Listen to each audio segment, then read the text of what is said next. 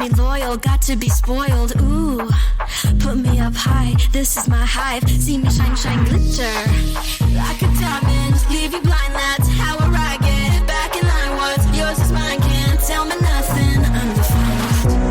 So glorious, limitless, on my throne, yeah. Today's episode, Boundaries and Bliss, How to Find Happiness Without Losing Your Peace. Intro. Let's talk about real happiness. Okay, let's be honest. Happiness has turned into a PR stunt. Everyone's out here pretending to be grateful and #glowing while crying in their oat milk lattes. We live in a world where people think happiness is a vibe you can curate with ring lights, therapy memes, and main character energy playlists. And I love a good playlist. Don't get me wrong. But let's be real. Happiness isn't a state. It's internal plumbing. You can't fake it. You can't filter it. And you sure as hell can't find it if you're still letting everyone and their emotional baggage set up camp inside your peace. Happiness isn't constant. It's recurring. It's not a mountaintop you climb once. It's a practice, a rhythm. And the truth is, most of us don't lose our happiness because life is hard. We lose it because we keep abandoning ourselves, trying to make everyone else comfortable.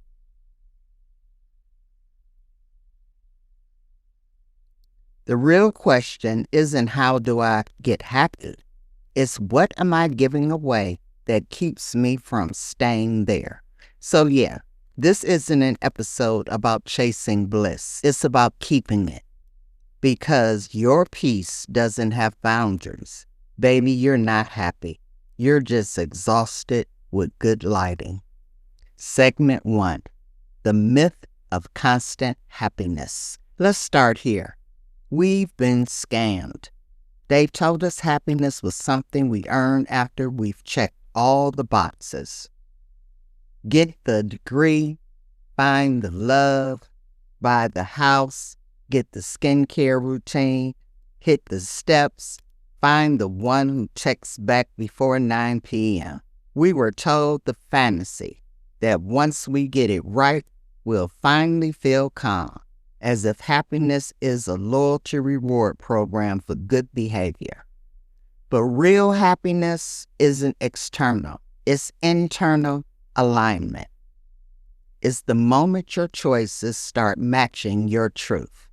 It's saying, this version of me is enough, even when nothing looks perfect. Constant happiness doesn't exist, but contentment does. And contentment is the quiet confidence that even when things aren't ideal, you're still okay. You're still safe in yourself. Happiness isn't a photo shoot. It's a Tuesday night in your sweats, eating takeout, ignoring texts, and feeling zero guilt about it. That's the kind of joy I'm talking about. The soft, regular kind. Not the performative kind you need to post about. So, to my listeners, where are you performing happiness instead of living it? And what would it look like to be content without needing an audience for it? Segment 2, Boundaries, the real self-care. Let's talk about boundaries, because apparently people think self-care is bath bombs and scare care fridges. Baby, no. If you can't say no, that eucalyptus candle isn't fixing shit. Boundaries are the most underrated form of self-respect. Saying no is hot. Saying that doesn't work for me is sexy. Saying nothing and ghosting everyone, that's avoidance. Let's not confuse the two. A boundary isn't about control. It's about clarity. It's not a wall. It's a filler. You decide what gets through. You decide what you tolerate. When we don't have boundaries, resentment becomes our default emotion. And resentment is the quiet killer of joy. It builds slowly. Every time you say yes when you mean no. Every time you hold space for someone who never makes room for you. Eventually, you don't burn out because you're busy. You burn out because you're constantly abandoning yourself. My rule is simple. If it costs me my peace, it's too damn expensive. I've got a no refund policy on my mental health. You can Venmo me for my emotional labor, but I'm not giving you discounts anymore. Setting boundaries doesn't make you mean. It makes you safe. It makes you sustainable. It keeps your energy sacred so you can actually have something left for joy. So what drains your energy the fastest? And why do they still have access to you? And what boundary would instantly make your life feel lighter if you honored it right now? Segment 3, Relearning Happiness After Chaos.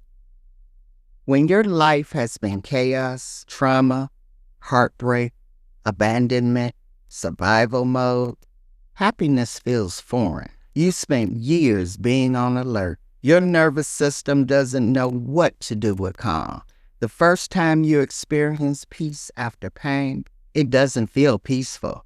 It feels boring. But that boredom, that's your nervous system saying, this is new. This is safe.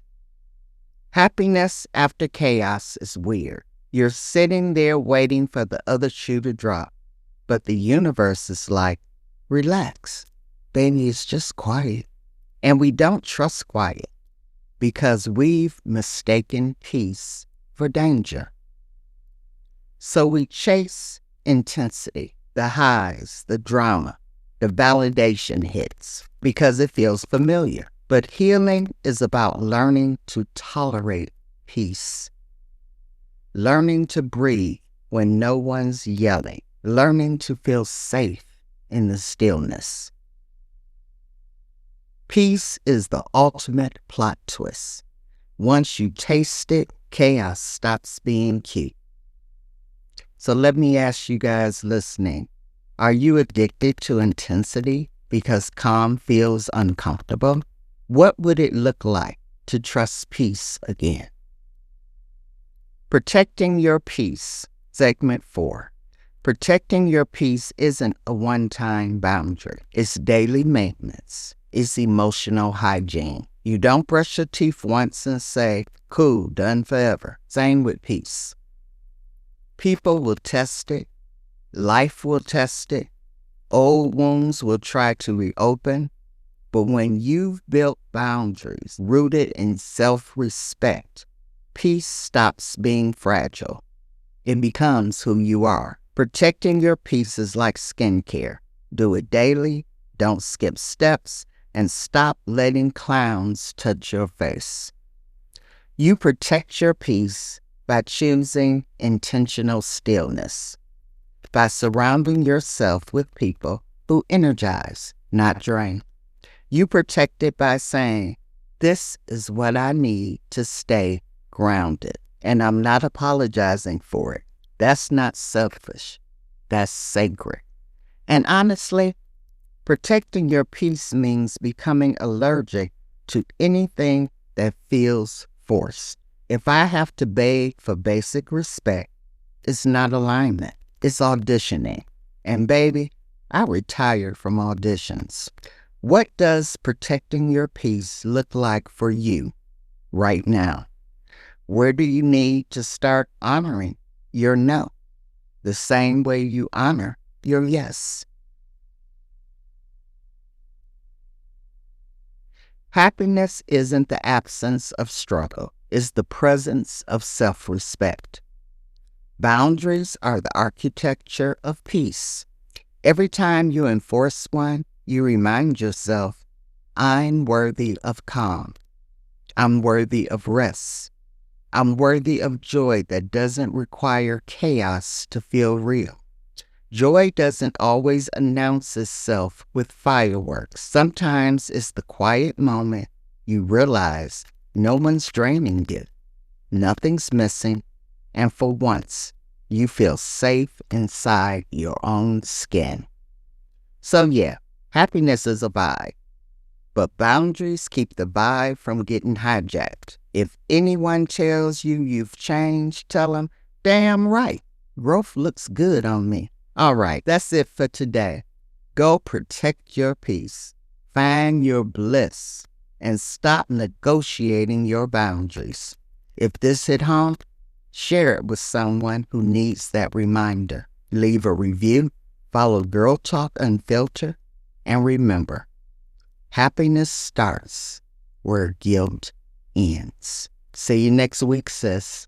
Bye. If you want to become a sponsor of this podcast, send us an email, download, and/or subscribe, like or follow us on social media, on our Facebook and YouTube pages form to have your comments read on the show. To be on our email list, go to our Facebook or YouTube page and fill out the form. Form your own Girl Talk group. Everyone needs a shoulder or an ear. Merch coming soon, mugs, t-shirts, and a few surprises.